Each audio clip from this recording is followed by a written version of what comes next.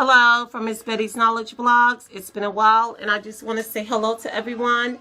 And I bid you a happy new year, and I hope it's going well for you. I bid you love, peace, and to be encouraged. Yeah. And I want to come on with it. I bless you within your new year. Now, I want to talk about, I want to talk to those this will touch the most. I want to talk about financial abuse. Okay. Now, I know we all have our reasons for getting into financial abuse. And for most of us, not all abuse comes from a man. Some abuse comes from us not being careful with having too many credit cards. You only need one if you want to have one.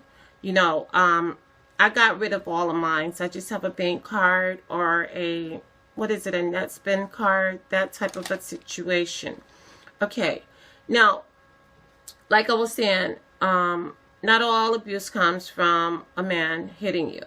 Some abuse comes from our living areas, our domiciles, our home environment. Well, since I have what I call a threesome, which means the number one abuse is you can't find a job, or no one will give you a chance to prove yourself, or you or me a chance to prove ourselves. I know I want to share this with I want to share this if you'll listen to our society putting you down so much, you will soon start to believe it. But don't. Well, just like me, I'm a living witness, a bona fide believer, and watching as well as praying. Meditating does a lot of good, you know, and prayer, I believe, changes things. And the thing about that is, it goes back to our Creator. You know, I was raised up in, you know, church, and although I don't go every Sunday now, but I raised all my children, like I said before, in church. And I know that for a fact, prayer is positive, and positive thinking brings on positive things. You know, it's like anything you believe in will work. You know, if you believe that the universe should give you $1 million, the universe is going to find a way to give you $1 million. It's just as simple as that. But you have to meditate, and you have to pray, and you have to work towards that goal. You have to put something in place to do that, or to make that particular thing happen. Okay, now getting back to what I call a threesome. Okay, number one abuse is no one will give you a job, or you can't find a job. Okay, or give you a chance to prove yourself. Okay, and number two is where you live. Okay, now I've lived here in SoCal Riverside, California for 11 years, May, January the 20th, and 2015, and the day after King's birthday, and I've worked all kinds of jobs. Now, my Social Security was stable until 2007, yes. 2008 was the year I quit my job and started school. I was working at the YMCA in childcare as a cook. And like I was saying, I lead my life by positive thinking and prayer, meditation, and it got to be so bad with the females there, jealousy, and I had a whole lot of things going on, a lot of court appearances, trying to be, you know, at the courthouse, stand beside my son, although, you know, he had gotten himself into a jam, and prayer changes things, and they wanted to give him 117 years. For what I don't know, nobody was dead. 16-year-old kid. I mean, teenagers, you know, they have an insane brain and a sane brain. And, you know, you put it together, you know, it's a mess. But my thing is, I believe everyone deserves, when they're a teenager, that guidance and lots of love. But he was getting that at home, but when he went out into the world here, he wasn't getting it. It's just like, I'm raising my child up with a lot of love, and then he goes out into the world where he's getting beat down, and he don't know how to handle it because he's like dealing with some type of thing, you know, the teenage things, and insane brain. But anyway, that's the way it is when we're young and we're teenagers. You've been there, I've been there, and some of us are still there. Like I said, you got to work through it, you know, and you got to believe in yourself. But getting back to the negativity, I left it behind. I was working 2 jobs, childcare at the YMCA and Disneyland in Anaheim, and it wasn't the best job, you know, but it was a job, you know, and I like the fact that I have money and I can do what I need to do because I never depended on a man to take care of me. And like I said before, open the door, I can get it myself. I don't need you telling me this or that. I don't believe in welfare or charity. I never wanted it. I was forced into it, and that's just the damn truth, you know. That's the truth. And like I said, I don't curse, but I mean, it's just the truth. Like I said, number 2, I couldn't find a job. My Social Security went down, okay? And I didn't lose hope. I just looked at my haters like, I'm coming back, you know? I just don't know when, but I'm going to believe in myself, and I'm going to do the damn thing, you know? And I'm coming back, you know? And that's it. And that's the way it's going to be. And I'm going to fight for this. I'm going to fight for me. I'm going to fight for what I believe in. I'm going to fight with my last breath. You know, and let's move along. You know, and knowing that, you know, let's move to number 3. We already talked about financial abuse. It's not always coming from a man. You know, we beat ourselves up with that. He could, keep us from having a job because we're in that mental belief that we can't get out of that situation, and he will make sure that he keeps you in that situation if you don't keep a part-time job. So my thing is, sisters, always keep a part-time job.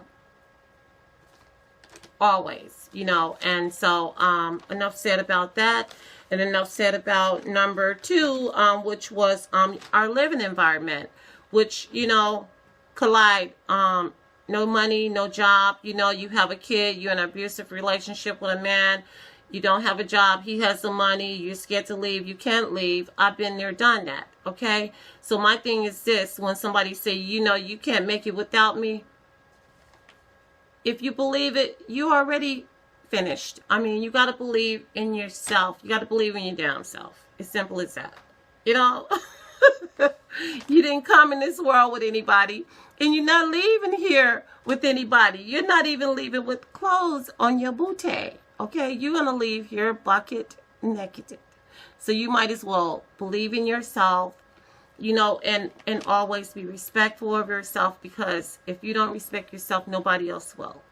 Okay, enough said about that. Moving along, that to talk about number 3. I already talked about also about jobs that you may quit to better yourself. You know, like I quit the jobs to go to school totally because I knew that I couldn't go to school and work and take care of a child. A car note, had to give up a nice CRV Honda. Yeah, they cheated me $5,000. That's what they do. But the thing about that is, I did win in that situation too. I wrote to the governor and I told him that whatever I told him, you know, it worked. And then I'm just not going to pay for a piece of junk. You know, I'm not going to get,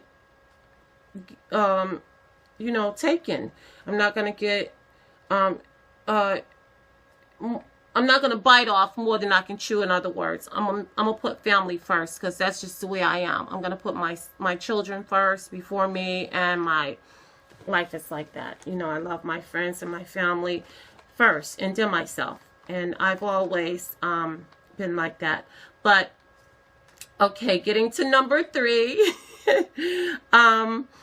The employer that blackballed me, yeah, I'm not going to say their name. It starts with the H, hotel, you know, and it was in Atlanta because I lived there for 16 years. And I was cleaning silver. I started off working in the cafe. Of course, you know, I love food. Working around 5-star chefs. Yeah, I was the, you know, all that in a cup of tea. But anyway, yeah, they blackballed me when I quit that job. That's what I'm trying to get to you. When you leave, I'm trying to get this through your head. When you leave a job or you're looking for a job, keep it to yourself, because employers even have a way now to know how you're looking for a job, even on the internet. So you really have to, you know, watch everything that you're doing, you know, because they'll try to fire you before you even get the next job. So, you know what I'm saying? It's dirty. Dog eat dog, but that's the way it is. Okay, so the employer blackballs me. Okay, I had worked for that company for 7 years, and I was trying to get a job with this other place, Sky Chef, and I did get the job, but this particular company showed me they showed me exactly what the employer was doing. I didn't even know that I was being blackballed. And so this is what an old employer told the prospective employer. The old employer told the new employer that wanted to hire me. The new employer, let's get that straight, was talking to the old employer, someone in human resources. When they asked, have she worked for you, and they told them no, she never worked for us, and I've worked for them for 7 years. And so I got I'm like, they got the mother guffing galls, okay? They got the mother guffing galls. 7 years out of my life, that's almost a decade, 10 years, you know?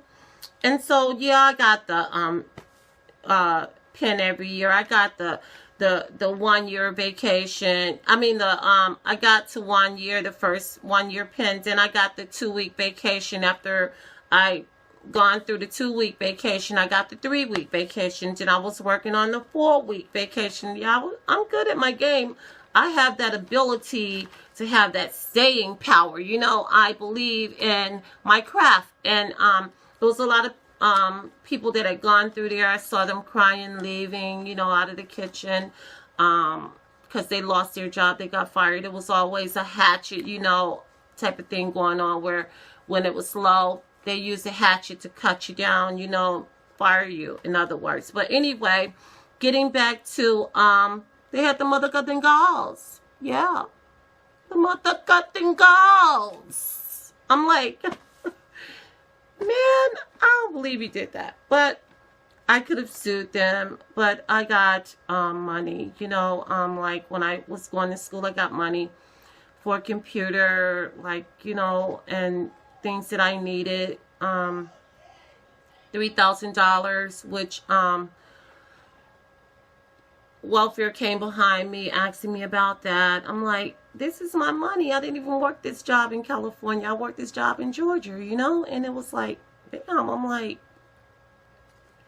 I'm a paralegal now. I mean, you know, you got to really be careful with me, because I'll read all night to find out something that I can do to help me, and not so much to hurt you, but to help me and make sure that you don't do harm to me or my friends or my family, because I'm good at my craft. Like anything that I've ever done, I made sure that I was the best at it. Yeah.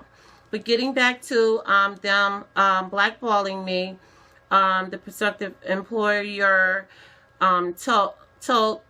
asked whether or not I had worked there, and they told them that no, she never worked for us. And then the new employer told me, and also put me on the phone to ask them myself. And that's when I asked, do you know this is me on the phone? And while you keep saying that I never worked there, you know that's a lie. You know that you could be sued. I told them, now I'm gonna let you speak back to the person that wants to hire me. And so then they told the truth.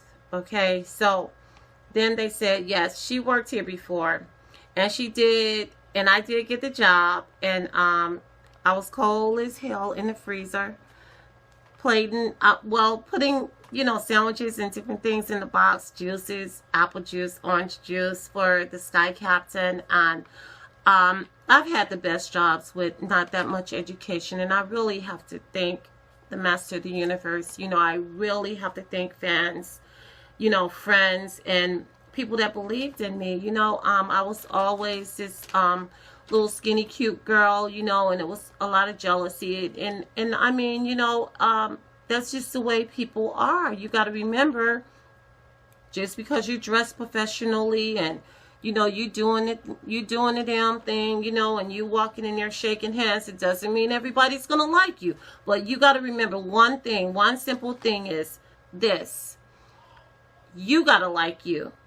As long as you get the people that you're trying to get the job from to like you, when you walk in the door, shaking hands, yeah, blase, my name is this, how you doing today? And lay it on the line, be honest, be truthful, and hopefully you get the job. Believe in yourself, and do your research of the company, do your dress to succeed, and all of that, and believe in yourself. And so hopefully you'll get lucky and get the job. I have one now. I'm driving. I mean, it's not the paralegal document service that I'm starting. I'm not there yet, like when I went through all that to tell you, I'm not there yet, but I'm working on it. Like I said earlier, you have to take baby steps. You can't just give up. You got to take some kind of work. It may not be what you want to do. That's why I started my own legal document service, because I already know a lot of people get misplaced after going to school for a certain thing. People just want to try to displace you, and I'm not with that. And so I'm going to make sure that I'm able to help people on a sliding scale. If you can't afford legal services, I'm going to make sure that you can get it, and also I'm going to do like a tax service also. But I want to wrap this up with the blackballing. They put me on the phone. They had to tell the truth. You got to push it to the limit sometime, to get that job. You got to make people own up to their lie. You can't just be blackballed. You can't just be put down. You're just not going to stand there and take it, up the tailpipe. I mean, you're just not. But anyway,